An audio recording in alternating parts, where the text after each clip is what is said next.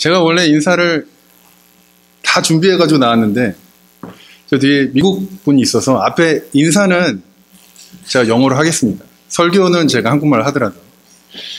Actually, I prepare everything in Korean and until I said hi to you. So even though I'm going to preach in Korean, okay, I can't really go back and forth because then we're going to be here for at least like 2-3 hours. All right, so we don't want to do that.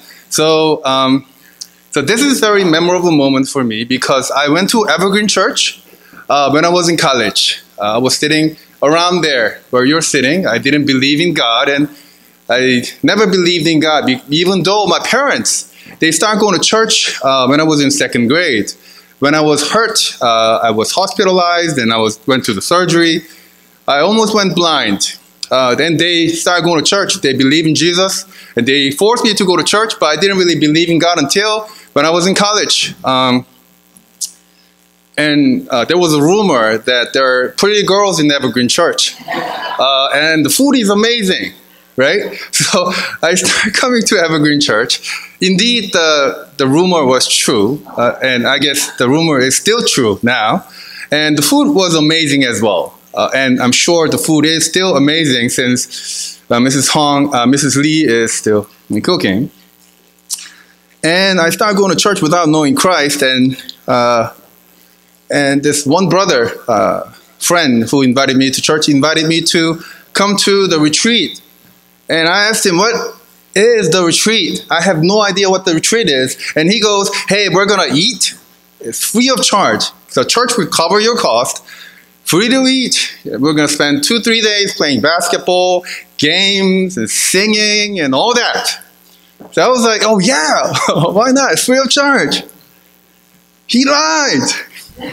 Oh my gosh, the worship in the morning, worship in the afternoon, worship at night.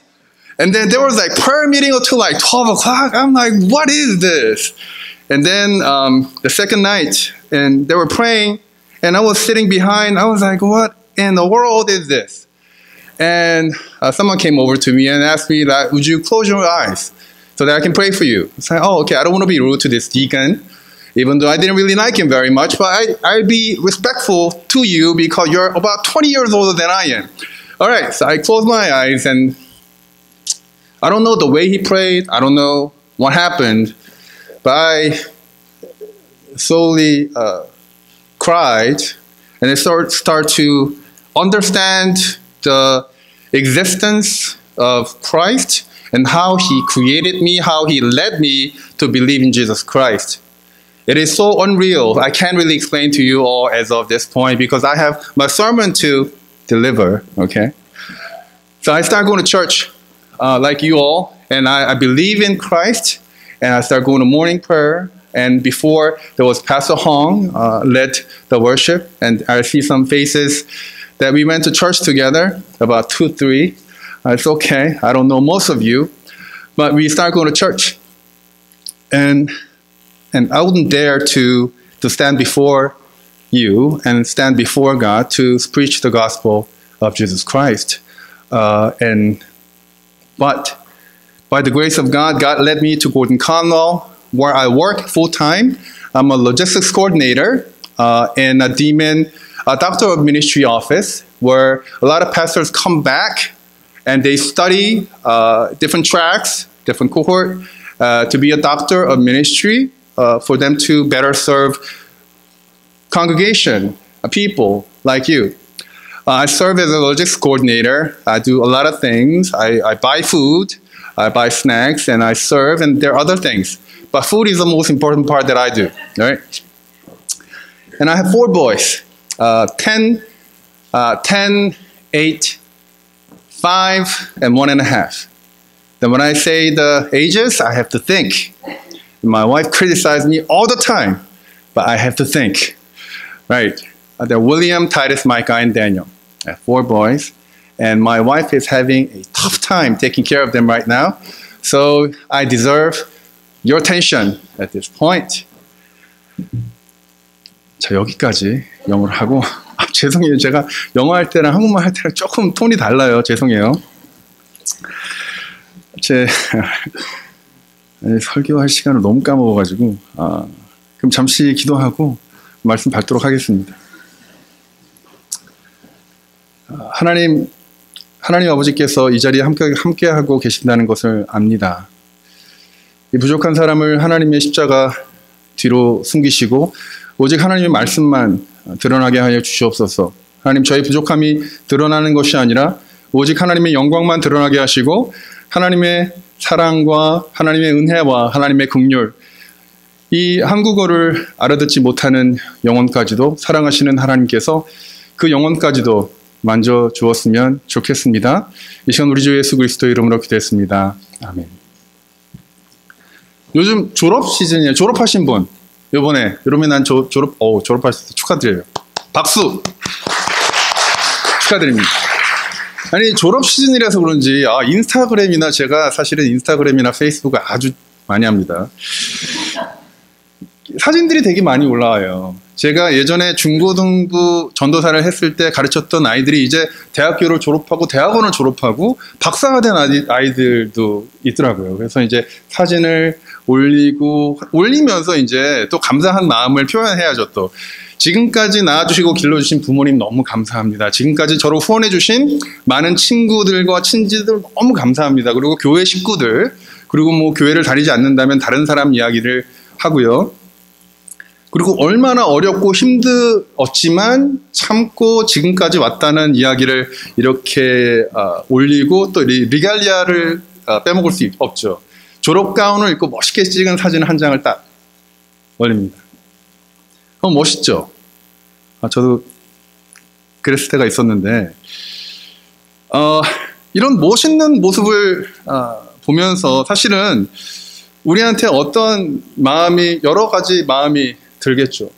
아직 그런 과정 속에 있는 사람은 좀 부러운 마음이 들 수도 있겠죠. 언제 나는 저렇게 멋진 박사 가운을 입고, 아니면 졸업 가운을 입고 졸업을 할까? 아니면 저같이 한 몇십 년 전에 졸업한 사람은 그게 다가 아니야 라고 얘기할 수도 있을 것 같습니다. 이런 많은 감정이 교차하지만, 그런 것과 같이 우리가 예수님을 믿고 따르면서 사실은 아까 집사님이 기도하셨지만 어렵고 힘든 날들이 훨씬 더 많은 것 같아요. 제가 예수 그리스도를 만나서 기뻤던 것은 고작 한 6개월 정도였고, 그 이후로는 내가 왜 예수님을 만나서 내 삶이 이렇게 꼬였을까라는 생각을 아주 많이 했습니다. 왜 나는 다른 사람이 고민하지 않는 것을 같이 고민해야 되고, 더 눈치 봐야 되고, 더 나이스해져야만 될 것 같고, 더 섬겨야만 될 것 같다는 생각이 더 많이 들었을 때, 그리고 제 삶이 계속해서 금전적으로나 뭐 여러 가지 면에서 더 나빠졌을 때에, 주님 왜 저의 삶은 이렇게 되는 것입니까? 라고 고민하면서 기도했을 때 저의 속마음이 어떤 마음이 있었냐면요, 그래도 언젠가는 나아지겠지.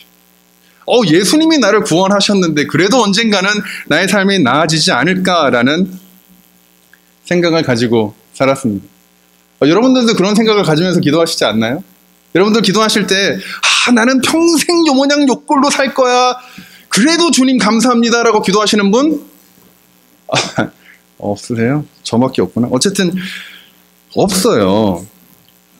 지금은 요 모양 요 꼴이지만 멋진 르갈리아를 입거나 멋진 차를 사거나 멋진 집을 가지지 않더라도 남들 앞에 당당하게만 살게 해 주시지 않을까라는 마음이 있다는 거예요. 저희들 마음속에. 사실은 어쩌면 그런 마음이 있기 때문에 오늘 말씀을 읽은 그 본문에 나오는 그 예수님의 모습을 사실은 저희는 잘 들여다보지 않는 것 같아요. 지금 예수님은 십자가에서 죽어가시는 중이고요. 지금 죽어가시는 마지막 순간에 지금 이 말을 내뱉고 있는 것입니다. 어떻게 보면 여러분들, 그리고 지금 인스타그램에 사진이 무수히 많이 나오는 그런 사람들의 수고와 노력을 몇만 배, 몇억 배 하신 그 예수 그리스도께서 사실은 그런 멋진 사진을 찍지 못할 망정 십자가에서 돌아가시면서 지금 숨을 헥헥 내쉬면서 죽기 바로 전에 이 말씀을 내뱉는다는 것이죠. 다 이루었다. 불편해요. 너무 불편해요. 좀 멋있어야 되는데 예수님이 그냥 그 장소에서 부활을 하셨으면, 그 장소에서 하나님의 나라를 이루셨으면 하는 마음이 저희들 마음속에 있다는 것입니다.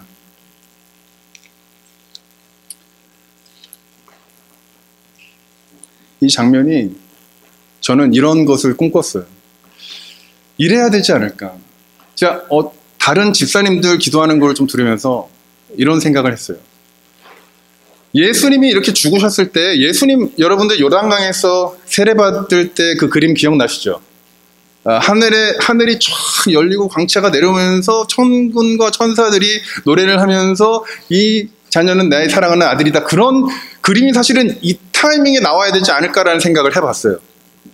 예수님이 다 이루셨는데 예수님이 이 세상에 내려오셨고 이 세상 천국에 있는 하나님의 권위를 모두 다 포기하시고 이 땅에 내려오셔서 모든 구원을 이루어내셨는데 그 정도는 하나님이 해주셔야 되는 것이 아닌가? 아니에요? 여러분들이 너무 수고하셨는데 여러분들의 졸업식에 아무도 안 오고 여러분들이 더 힘든 상황에 있다면 그게 말이나 되는 소리냐고요.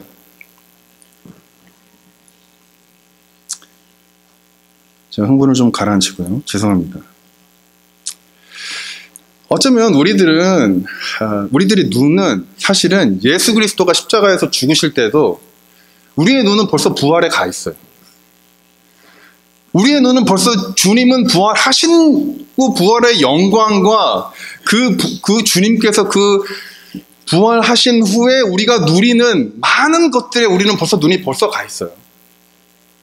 그래서 예수님이 지금 헉헉대면서 뱉으시는 이 말의 뜻이 아니라 말의 컨텍스트를 잘 이해를 못하는 것 같습니다. 너무나 예수 그리스도의 십자가에서 죽으시면서 이 뱉어내시는 말을 좀 멋있게 포장하고 너무나 아름답게 이해하는 것은 아닐까라는 생각을 해보았어요. 여기서 문제가 뭐가 있냐면 이것을 예수님이 완전한 인간으로서 겪어내셨던 고통으로 이해하지 않는다면 우리는 만약에라도 그분이 하나님이시기 때문에 하나님이 온전하신 형체이시기 때문에 이런 고통은 아프셨지만 고통스러웠지만 그래도 참을만 하셨을 거야 라는 생각을 가지는 순간에 우리는 거의 이단 쪽으로 빠질 확률이 높습니다. 예수님은 인간이 아닌 거죠. 우리는 그렇게 생각할 때가 너무나 많아요. 예수님이 우리와 똑같은 인간으로서 십자가에 매달리셨고 지금 그 죽음 앞에 있다는 것을 이해하지 않는다면 사실은 예수 그리스도의 죽음은 저희들에게 별로 적용되지 않습니다. 그렇기 때문에 온전한 인간이라는 사실을 저희는 싫어하죠. 인정하기 싫습니다. 왜냐하면 예수님은 우리와 좀 다른 멋진 사람이어야 돼요.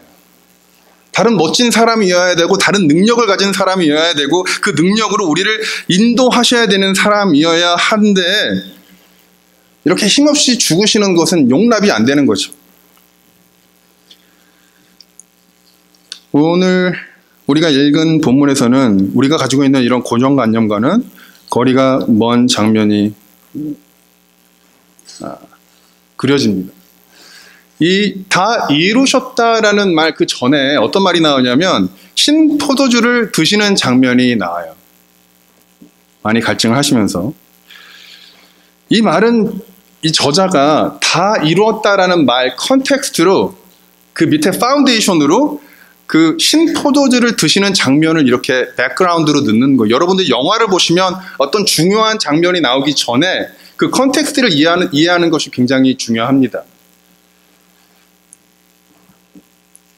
신포도주를 드시는 장면은 그 장면을 정확히 알아야만 예수님께서 지금 이 하시는 다 이루었다라는 말을 이해할 수 있을 것 같아요. 지금 이 예수님이 처한 장면은 매우 처절한 장면입니다.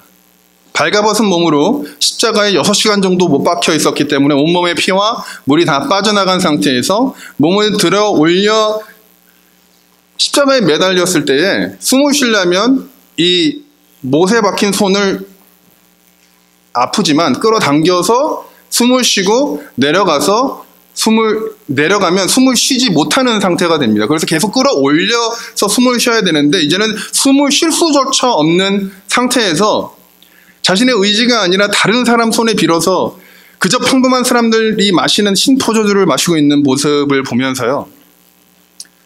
아기로 태어난 예수 그리스도의 모습을 생각해 봤어요. 이 우주 만물을 창조하신 하나님께서 아기 낳으시고 기르신 분들 좀 있으시죠? 얼마나 연약한지 몰라요. 아기를 들 때 목을 부축하지 않으면 목이 꺾어서 목이 부러집니다. 아이를 얼마나 조심스럽게 알아야 되는지 알아야 됩니다. 청년, 특히 남성분들. 네. 어떻게 안는 것조차는 어떻게 잘 안고 우리가 엄마나 다른 사람이 우유를 주지 않으면 죽을 수밖에 없는 그런 아기 예수로 태어난 그 예수 그리스도를 생각해 보았습니다.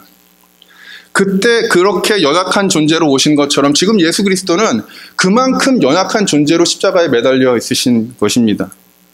예수님의 구원의 컨텍스트는 그런 면에서 그런 연약한 존재로 이 세상을 살아내신 그 처절한 삶 그 자체입니다.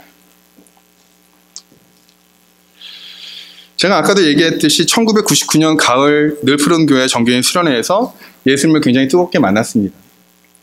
매일매일 새벽 기도를 다녔고요. 성경을 가지고 다니면서 티에서 거리에서 학교에서 읽었고요. 그때는 정말 성경을 읽을 때마다 눈물이 났던 것 같아요.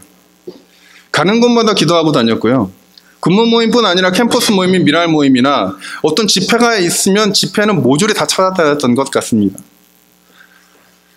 이렇게 한 2년을 살다가 어떤 순간에 제 삶을 좀 돌아보는 시간이 있었어요. 근데 제 삶의 모습이 어땠냐면요. 한국에서 저희 부모님들이 너무 상황이 안 좋아지셔가지고 제가 그 아파트에서 나와서 아는 형네 집에 그 형과 방을 나눠 쓰고 있었어요. 그래서 돈이 없으니까 한국 식당에서 아르바이트를 하고 세탁소에서 알바를 하기 시작했습니다. 티를 탈 돈이 없어가지고 학교에 있다가 티를 탈 돈이 없는 거예요. 그래서 학교에서 그냥 밤을 지새운 적이 굉장히 많이 있었습니다. 은행 잔고가 빵꾸 나는 건 뭐 셀 수도 없고요. 렌트비를 낼 돈이 없어서 형이 거의 내줬던 걸로 기억합니다. 이런 상황에서 전 하나님께 너무나 화가 났어요. 제가 하나님을 사랑하고 하나님을 예배하고 하나님께 기도하고 집회란 집회는 다 찾아다니고 하나님께 정말 모든 것을 드린다고 하였는데 도대체 내가 뭘 잘못했길래 이렇게 된 걸까? 하나님께 따져 물었던 기억이 납니다. 제가 화가 났던 이유는 지금 생각해보면 예수님의 삶에 대한 회의였던 것 같아요. 그리고 그 그리스도인의 삶에 대한 회의였던 것 같습니다. 저는 좀 반전을 기대했던 것 같아요. 저는 어렵고 저는 연약하고 저는 약하지만 예수님은 강하시고 예수님은 능력이 있으시니까 그분이 저의 삶을 어떻게 좀 해주시지 않을까라는 것을 기대하였는데 그런 일들이 일어나지 않았던 것에 회의를 느꼈던 것 같아요. 더 힘이 있고 능력이 있으면 멋진 사람이 되는 것을 기대했습니다. 근데 저는 여전히 힘이 없고 능력이 없는 평범하지도 못한 삶이 계속 이어지고 있습니다. 여러분들의 삶은 어떠세요? 세월이 가면 괜찮아지시던가요? 대학교를 졸업하면 박사가 되시면 직장에 들어가시면 자녀를 낳으시면 자녀가 다 크면 여기 그런 분들은 안 계시죠. 그 자녀가 다 커서 죄송합니다. 삶이 괜찮아지시던가요? 삶이 편해지시고 행복해지시고 기쁨이 넘치시고 평안이 넘치는 그런 삶이 되시던가요? 아니면 그냥 포기하고 인생은 그냥 그런 거야 라고 생각하며 열심히 사시나요? 오늘 말씀을 통해서 주님께서 저희들에게 이야기하시는 말씀은 우리들의 삶의 컨텍스트를 이해하라는 것입니다. 여러분들의 삶과 저의 삶의 컨텍스트를 이해하는 게 왜 중요하냐면요. 이 컨텍스트를 잘 이해해야지 우리가 바른 시선을 가지고 바른 시선을 가지고 가질 수 있습니다. 이 컨텍스트에 따라서 우리들의 삶의 기준이 무엇이 되고 우리들의 삶의 시선이 달라진다는 말입니다. 그런 면에서 우리들의 삶의 컨텍스트는 연약한 몸과 연약한 삶입니다. 누구의 도움 없이는 살 수 없는 우리들의 현실. 그렇기에 친구에게 도움을 받는 것이 싫더라도 도움을 구해야 될 때가 오는 저들의 삶의 현실.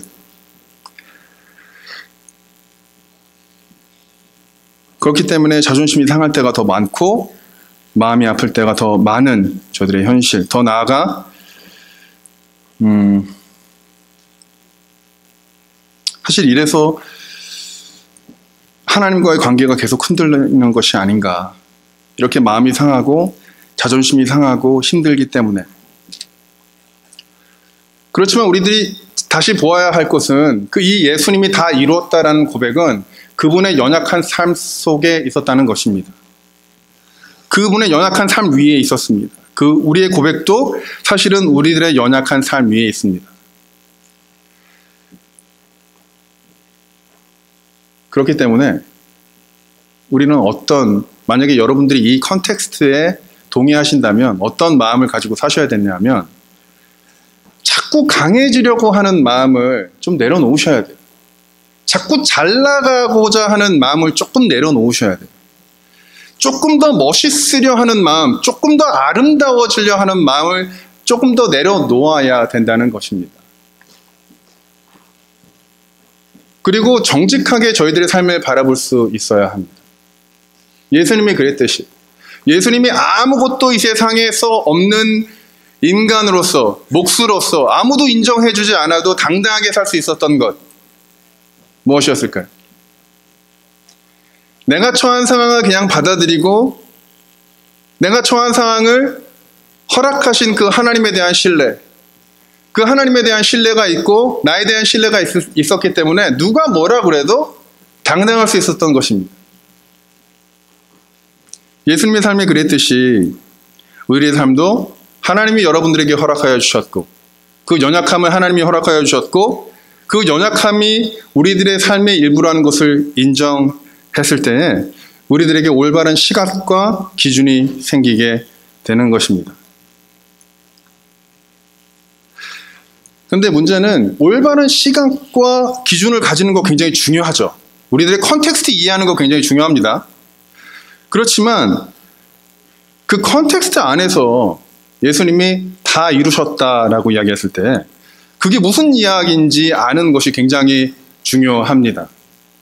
제가 초등학교 2학년 때 안경을 맞췄어요. 지금은 뭐 안경 끼신 분들이 그렇게 늘 푸른 켜 이렇게 안경 끼신 분들이 많지 않네요. 그때는 제가 초등학교 2학년 때 그때는 국민학교였지만 그때는 안경을 끼면 정말 턱 오브 더 타운이었어요. 그 안경 낀 아이한테 몰려들어서 그 안경 어디서 샀니? 안경이 굉장히 멋있구나. 그래서 굉장히 유명세를 타는 그런 상황이었습니다. 그래서 초등학교 2학년 때 안경을 맞추고 집에 왔는데 어머니가 저한테 이러시는 거예요. 그 비싼 돈 주고 맞췄으니까 그냥 안경을 벗고 그냥 나가서 놀다가 들어와서 숙제하고 자라. 그렇게 이야기하셨는데 당연히 저는 어머니 말씀을 듣지 않고 그 안경을 끼고 나가서 놀다가 제가 아는 형이 던진 돌에 맞아서 눈이 찢어졌죠. 그래서 바로 병원으로 갔는데 그 의사 선생님이 아무리 수술을 하더라도 실명이 될 것입니다 라고 이야기하셨습니다. 그런데 마침 그날 부임한 의사 선생님이 계셨어요. 그 선생님이 수술을 하셔서 다행히도 실명하는 것은 막을 수 있었습니다. 그래서 지금도 거의 오른쪽 눈으로 보고요. 그래서 9살생으로 제가 실명하는 것을 막고 제가 병원에 계속 있었는데요. 그 경험을 그 수술을 하신 의사 선생님의 말을 저는 지금도 기억합니다. 제가 이렇게 누워 있었고 붕대를 하고 있었죠. 눈을 가리고 있었는데 그리고 저희 부모님이 앉아 있었습니다. 그래서 의사 선생님이 이제 왕진을 도시잖아요. 도시면서 이제 찾아오셔서 저희 부모님에게 부모님 수술 아주 잘 끝났습니다. 아드님은 실명하지 않으실 것입니다.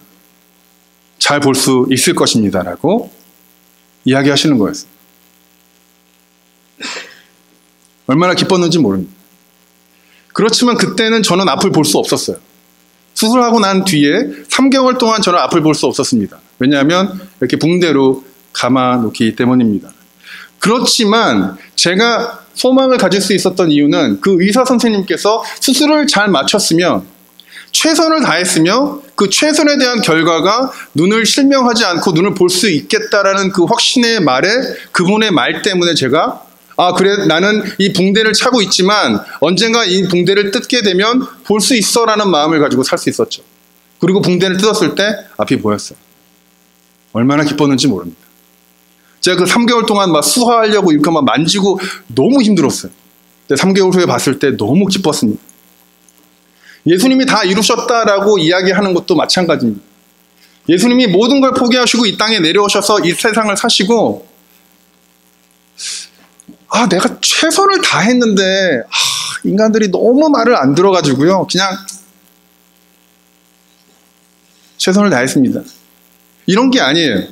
여러분들이 자녀나 여러분들이 교수님에게, 다른 사람들에게 좋은 결과가 나오지 않았을 때, 아, 교수님, 엄마, 아, 나 최선을 다했는데 잘 안 됐네요. 이게 아니라 예수님께서 다 이루셨다라고 이야기하는 것은 내가 이곳에 온 이유를 내가 달성하였고 하나님께서 약속하신 모든 약속을 내가 이루었다라고 이야기하시는 것입니다. 내가 하나님의 구원을 이루어냈고 이제부터는 뭐 하나 더해질 것이 아무것도 없다라는 것을 이야기하는 것입니다. 그런 면에서 예수님이 이 땅에 오심은 사실은 어디서부터 시작을 해야 되냐면 하나님과 인류가 그 관계가 끊어지는 것에서 시작됩니다. 아담과 하와의 원죄 때문에 하나님이 사랑하는 자녀가 아닌 하나님의 진노의 대상이 되어버린 저희들. 이 세상도 이제 낙원이 아니라 정말 살기 힘든 세상이 된 것입니다.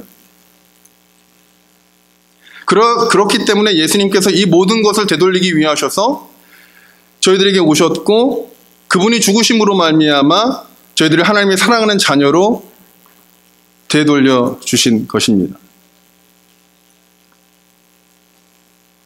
이런 질문을 하게 됐어요. 아담과 하와의 제가 사실은 굉장히 기분 안 좋죠. 왜냐하면 아담과 하와가 그 선악과를 먹지 않았으면 우리는 사실 이렇게 지내지 않아도 되는데 도대체 왜 그걸 드셔가지고 그렇게 우리가 이렇게 힘들게 사는 것일까?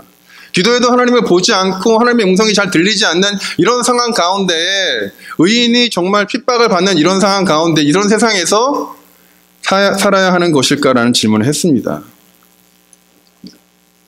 그 사탄이라는 아이가 꼬시지 않았다면 잘 살 수 있지 않을까라는 생각을 해보았습니다. 근데 제가 그 초등학교 때, 이거 정말 죄송한 얘기지만 제가 초등학교 때 그 컨닝이라는 것을 이렇게 배우게 됐어요. 아이들이 아주 컨닝을, 그래서 저희들은 어떻게 했냐면 하루는 시험 보기 한 일주일 전부터 친구들과 그 테이블, 그 책상에 그냥 샤프로 그냥 너무 조그맣게 잘 보이지도 않을 정도로 그냥 막 수학 공식이나 산수 공식 그리고 국어, 역사 막 이렇게 이런 것들을 막 적어놨어요. 나만 볼 수 있도록. 선생님은 잘 안 보이고 그리고 내가 손을 얹으면 안 보일 수 있도록. 근데 그 시험날 선생님이 분단을 바꾸는 거예요. 분단 아세요, 여러분? 분단을 잘 모르시는 거예요. 이게 줄을 바꾸는 거예요. 2열 일어나, 4열로 가, 4열 일어나, 6열로 뭐 이런 식으로 분단을 바꾸는 거예요. 그래서 완전 낭패였죠. 시험을 너무 못 본 기억.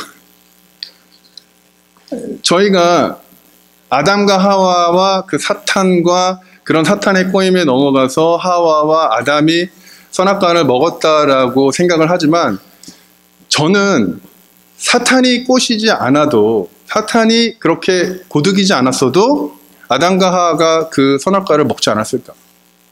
그 마음속에 어떤 마음이 있었을까 고민해 봤어요. 하나님이 만들어주신 에덴 동산에서 막 그 동물들의 이름을 짓죠. 잘 살아가죠. 그리고 다 모든 것을 허락하셨잖아요. 잘 살고 있는 거죠.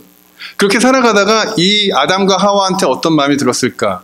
저 같으면 이 정도 되면 내가 할 수 있겠다.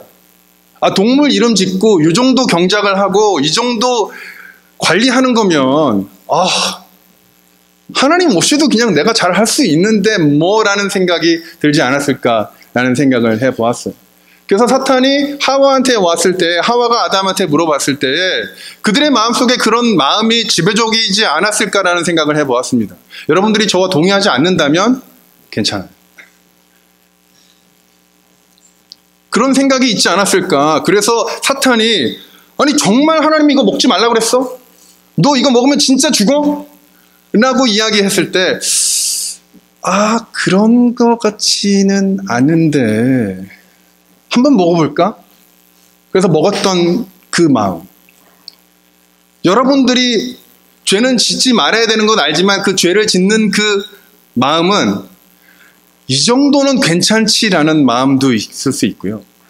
내가 이 정도 하고 있는데 요 정도 잘못하는 것은 그 밑바닥으로 들어가 보면 내 삶은 그냥 내가 할 수 있어.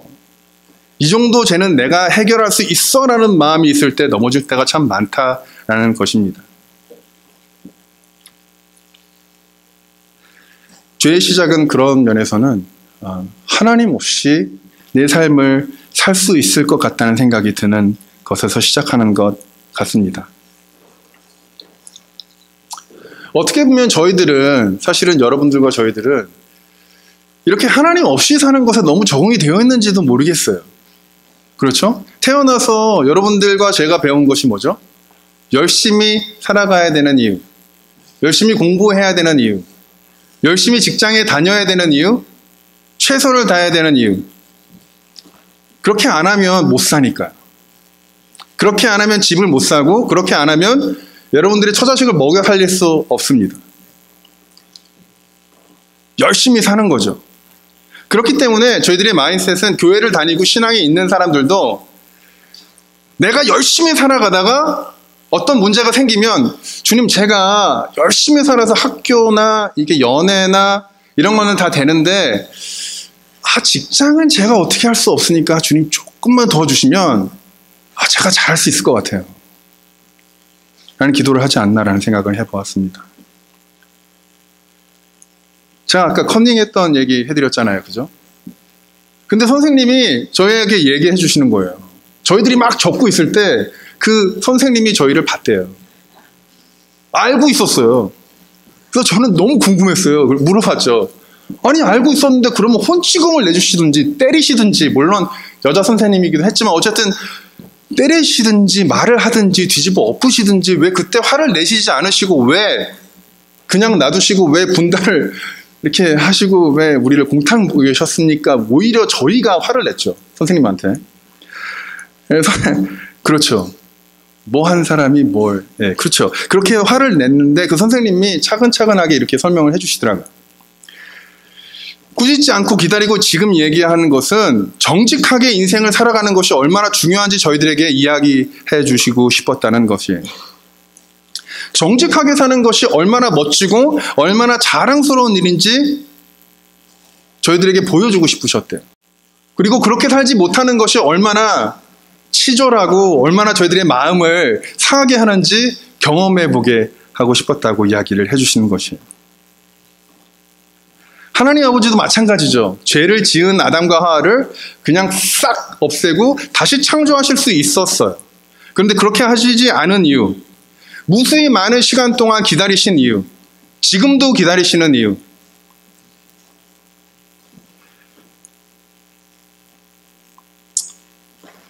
그것은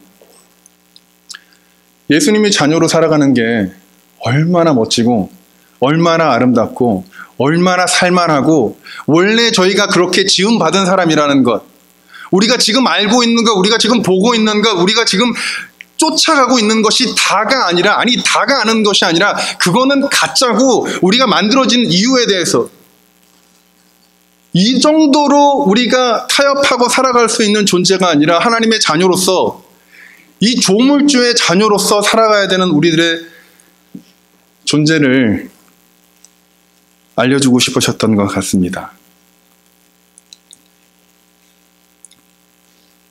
그리고 이 구원의 계획은 베드로전서 1장 18절 19절에 나와 있어요. 너희가 알거니와 너희 조상이 물려준 헛된 행실에서 대속함을 받은 것은 은이나 금같이 없어질 것으로 된 것이 아니요 오직 흠이 없고 점없는 어린 양 같은 그리스도의 보배로운 피로 된 것이니라. 죄의 대가를 치르러 오신 그 의로우신 전지전능하신 예수님께서 이 타락한 세상으로 인간의 모습을 하고 오신 것이에요. 십자가에서 아담과 하와의 죄 그리고 온 인류 과거, 현재, 미래의 죄 대가를 받으시고 지금 죽으시고 계신 것입니다.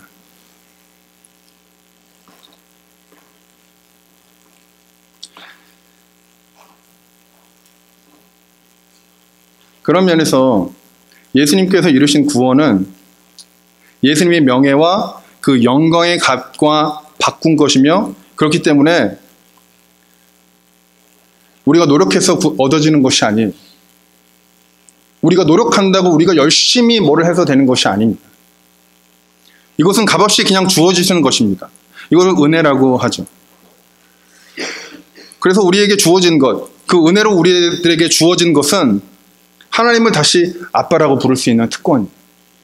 주님이 아니라 하나님, 아버지, 아빠, 저 힘들어요라고 고백할 수 있는 그런 특권이죠. 아빠와 영원히 살 수 있는 것, 아빠가 울지 않고 힘들어하지 않고 어려워하지 않고 병들지 않고 고민하지 않고 죽을 걱정하지 않고 직장 걱정하지 않고 돈 걱정하지 않고 영원히 살아갈 그 날을 고대하며 기다리는 것, 그것이 예수님이 이루신 것입니다. 근데 여러분 아직도 기다리세요? 뭘 기다리십니까? 무엇을 기대하십니까? 하나님께서는 여러분들의 아빠로서 지금 이 자리에서 여러분들과 함께 살아가고 계십니다. 제가 아빠로서 제가 힘들 때가 무엇이냐면, 제가 저의 아들이 4명이라고 그랬잖아요. 저희 큰아들이 10살 정도 됐습니다.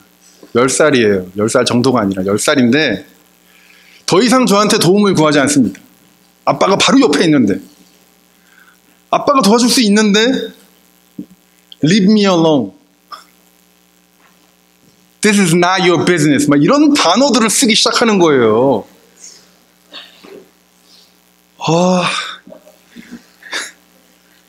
너무 흥분하면 이 설교를 잊어버릴 수 있으니까, 그런 말을 할 때 왜 제가 마음이 아프냐면, 도움이 필요 없어서 대견하다고 생각할 수도 있잖아요. 그죠? 다 컸구나. 다 큰 건 아니지만 다 컸구나. 그렇지만 이 아이 안에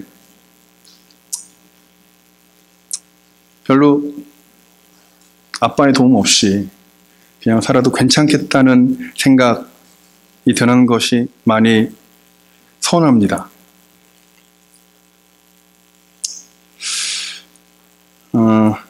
그런 면에서 우리가 해야 되는 일은 무엇일까요? 아빠가 옆에 있는데 해야 되는 일은 징징대는 일이죠. 아빠 나 힘들어요. 아빠 나 힘들어요. 아들이 힘든데 힘든 걸 꾹꾹 참고, 저희 첫째 아이가 도움을 구하지 않는 데는 그 성격에서 나와요. 아주 잘해요. 공부도 잘하고, 그리고 또 잘하는 것만 해요.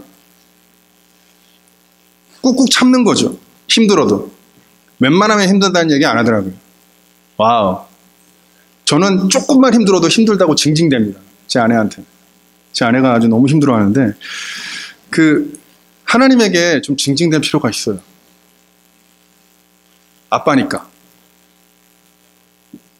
그렇죠. 아빠니까 징징댈 필요가 있습니다. 여러분들 이상한 훈련 좀 그만하시고 좀 징징댔으면 좋겠어요. 저의 아이가 저의 사랑을 받으려고 시험 성적이 잘 나온 시험 성적을 가지고 저에 와서 아빠 나 100점 맞았어요 라고 이야기할 때 저의 마음은 미어집니다. 네가 빵점을 받아도, 네가 학교에서 잘려도, 네가 다른 사람을 죽일지라도 난 널 사랑해 라고 이야기하지만, 이 아이는 언제나 저에게 100점 맞은 시험지를 가져옵니다. 노력을 그만하시고 이제 그 아빠를 좀 즐기셨으면 좋겠어요. 징징대시고 솔직하게 이야기하시고 그랬으면 좋겠습니다. 네, 여기까지 왔습니다. 저희 삶이 연약한 것도 이제 알겠어요. 연약한 것도 이제 알겠고, 나와 함께 하시는 하나님 아버지와 즐거운 시간, 그런 시간을 보내야 하는 것도 알겠는데 이게 또 어떻게 해야 되는 거예요 도대체? 라는 생각이 저만 드는 것일까요? 저는 아까도 얘기했지만 골든커넷 신학대학원에서 그 목회학 박사 사무실에서 일하고 있어요. 제가 처음에 일하게 됐을 때에 저는 목회학 박사라는 것에 대한 시선이 그렇게 곱지 않았습니다. 아니 석사만 하셔도 되는데 왜 꼭 박사를 하셔야 되는 것일까? 박사님 죄송합니다. 네, 박사 하셔도 좋습니다. 수업을 듣고 책을 읽고 이런 시간을 더 투자하는 것일까라는 생각을 가지게 되었어요. 이게 정말 디그리를 원해서 그런 건 아닐까. 성공을 향해 너무 나아가시는 것이 아닐까라는 생각을 해보았습니다. 그렇지만 제가 한 명 한 명 교제를 해가면서 알게 된 것은 이분들이 정말 그분들이 섬기는 교회와 성도들을 잘 섬기시길 원하시는데 방법을 몰라서 지금 여기 와 계시구나라는 마음을 가질 수 있었습니다. 누가 건장해서 등 떠밀려서 아니면 성공을 위해서 더 큰 교회를 목회하기 위해서가 아니라 자기가 섬기고 있는 그 사람들, 성도들을 섬기려고 하는데 한 10년이 지나고 20년이 지나니까 더 이상 내가 알고 있는 것이 없고 쓸 것이 없어서 이제 더 배우려고 왔다는 것을 알게 됐어요. 십자가에서 죽으시는 예수님의 그 모습에도 그 마음이 있는 것입니다. 예수님이 하나님의 아버지의 등 떠밀려서 이 땅에 내려오신 것이 아니라 자신의 의지대로 세상에 내려오셨으며 어렵고 힘든 사람들과 함께 살으셨어요. 결국 십자가에서 죽으심으로 생을 마감하고 계신 것이죠. 하나님 아버지가 막 부탁을 해서 가기 싫은데 억지로 간 게 아니라 성령 하나님께서 그래도 네가 가는 게 낫지 않을까? 라고 등 떠미는 것이 아니라 자신의 의지로 아버지가 사랑하는 그 하나님의 자녀들을 나도 사랑하게 되고 나도 사랑하기에 자신의 의지를 들여서 십자가의 길을 걸으시고 십자가를 지고 지금 죽으시고 계신 것입니다.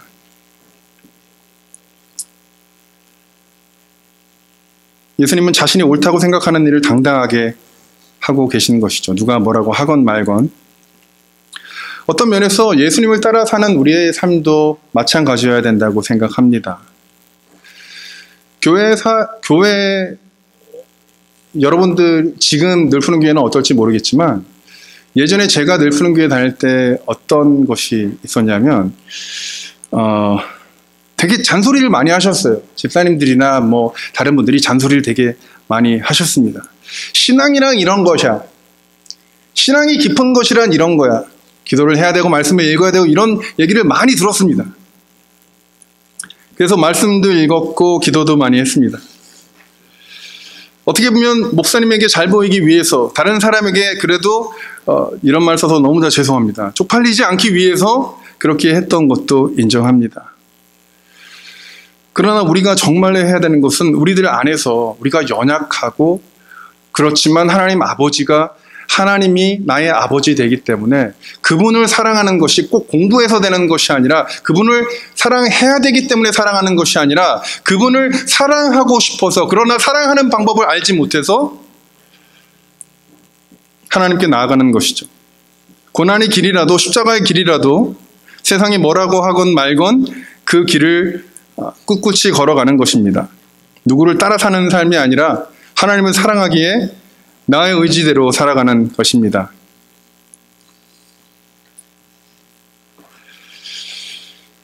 근데 여기 문제가 또 하나 있는데요. 이렇게 살아갈 때 많은 사람들이 후원을 해주고 정말 잘하고 있어 라고 얘기하면 좋지만 옆에 있는 시선과 옆에 있는 사람들이 그렇게 얘기하지 않는다는 것이죠.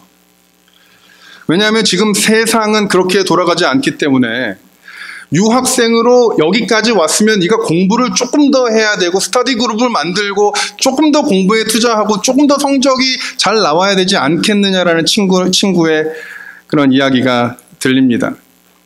하나님 믿는 것도 좋지만 조금 더 좋은 직장에 가서 좋은 집을 사고 성공을 해야 되는 것이 아니냐라는 부모님의 조언이 들기 시작하는 것입니다.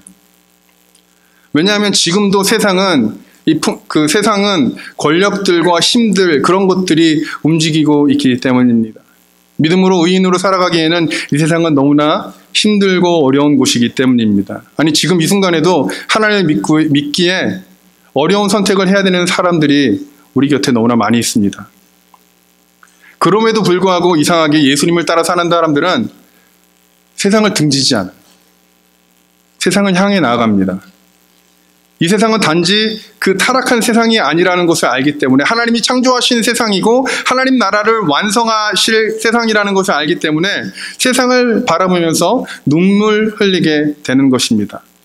예전에는 그렇지 않았는데 내가 별로 신경 쓰지 않고 나랑 전혀 상관없는 사람이 마음에 거슬리고 그 사람을 향해 기도하고 그 사람 때문에 마음을 짓게 되고 그 사람을 위해서 돈을 쓰게 되고 그 사람을 위해서 시간을 쓰게 되는 것입니다. 죄를 단지 개인의 문제로만 보는 것이 아니라 사회적이고 그리고 우주적인 문제로 바라보며 그 죄로 인해 파괴되어 가는 세상을 바라보면서 아파하고 이 세상의 회복을 꿈꾸면서 자신이 할 수 있는 일을 하는 것이죠. 뭐 대단한 프로젝트가 아니라도 좋습니다. 삶에 연결된 내가 할 수 있는 것들을 하며 살아가는 삶이죠. 그런 타락한 세상에서 아파하는 사람들을 바라보며 함께 아파할 수 있는 마음을 가지게 된다는 것입니다. 나와 나의 가족 그리고 나의 교회만 잘 되고 번창하면 되는 것이 아니라 나의 행복과 나의 친구들의 행복과 친지와 가족의 행복한 삶을 넘어서 나와는 전혀 상관없는, 지금 아프리카에 살아가고 다른 나라에 살아가고 내가 전혀 알고 있지 않은 사람들이 겪는 고통과 아픔이 신경 쓰이게 되고 그리고 그 사람들을 도울 구체적인 생각들을 하며 살아가는 삶. 그래서 어떻게 하면 나만 혼자 잘 사는 것이 아니라 같이 더불어서 더욱 살만한 세상으로 만들어 가는 것이 좋지 않을까라는 생각을 가지는 사람이 되는 것이 그리스도인이 아닌가 생각해 보았습니다. 저는 늘푸른교회 성도님들이 이런 분들이 되셨으면 하는 바람에서 이런 얘기를 하였습니다. 아니, 이 바람은 저의 바람이기보다는 여러분들을 창조하시고 여러분들이 연약한 모습이지만 그 모습을 받아들여 주시고 사랑하시고 지금까지 인도하셨으며 지금까지 책임지시는 그 하나님의 마음이 아닐까 고민해 봅니다. 그분의 마음을 읽으시고 느끼시며 즐기실 수 있으시길, 그렇기에 나와 우리를 넘어 주변에 아파하고 힘들어하는 사람들에게 여러분들의 마음과 힘과 돈과 많은 것들을 쏟을 수 있는 늘푸른교회 성도님들 되시길 주님의 이름으로 축복합니다. 함께 기도하겠습니다.